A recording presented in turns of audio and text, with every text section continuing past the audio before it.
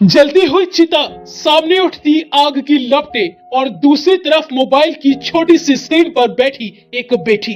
वो अपने पिता को कंधा देने नहीं आई क्योंकि उसके पास समय नहीं था, लेकिन वीडियो कॉल पर अपने घर में आराम से बैठकर वो अपने ही पिता का अंतिम संस्कार देख रही है।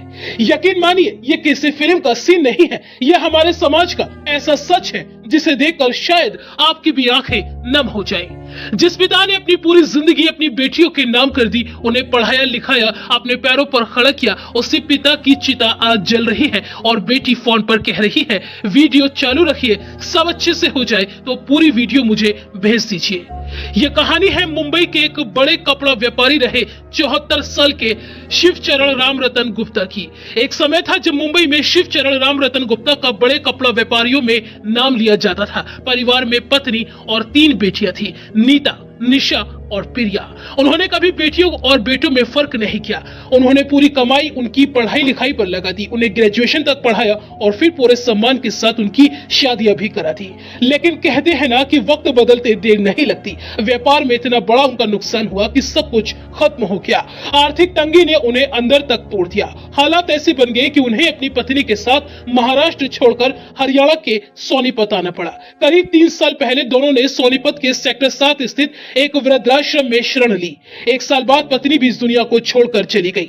पत्नी के जाने के बाद शिवचरण पूरी तरह से अकेले पड़ गए और फिर वो वेस्ट रामनगर स्थित समाज कल्याण शिक्षा समिति वृद्धाश्रम में रहने लगे। वहीं उनके साथ 24 और बुजुर्ग रहते थे। आश्रम के लोग बताते हैं कि शिवचरण जी अक्सर अपनी बेटियों को याद किया करते थे। कभी कभी फोन पर बात हो जाती थी तो उनके चेहरे पर मुस्कान आ जाती थी। शायद उन्हें उम्मीद थी कि एक दिन उनकी बेटियां उन्हें अपने साथ अपने घर जरूर ले जाएंगी, लेकिन वो दिन कभी नहीं आया। करीब 15 दिन पहले उनके पेट में तेज दर्द हुआ। उन्हें सोनीपत के सिविल अस्पताल ले जाया गया। जांच में पेट में संक्रमण निकला, इलाज हुआ, तबीयत कुछ ठीक हुई और वो वापस आश्रम में ही लौट आई। सोमवार रात उन्होंने सामान्य खाना खाया और अपने कमरे में सोने के लिए चले गए। मंगलवार तड़के करीब 3 बजे वो बाथरूम गए और वापस आकर लेट गए।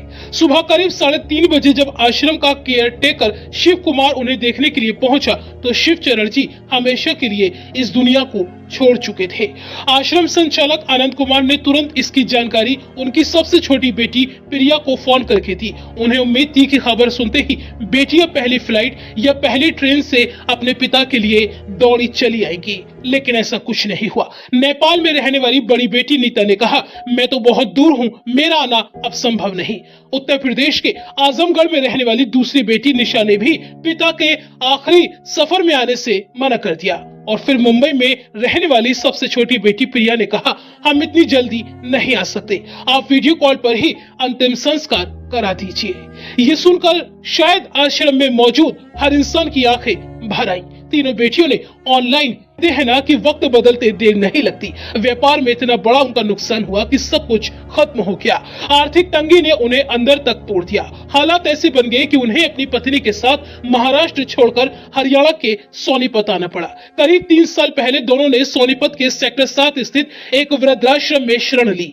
1 साल बाद पत्नी भी इस दुनिया को छोड़कर चली गई।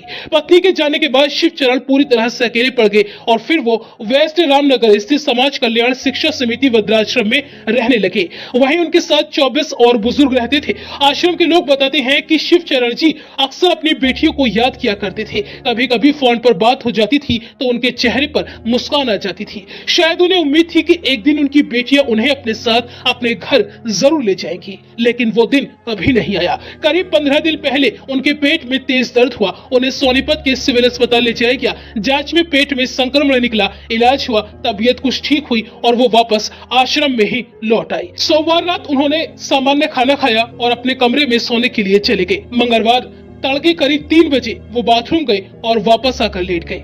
सुबह करीब 3:30 बजे जब आश्रम का केयर टेकर शिव कुमार उन्हें देखने के लिए पहुंचा तो शिवचरण जी हमेशा के लिए इस दुनिया को छोड़ चुके थे।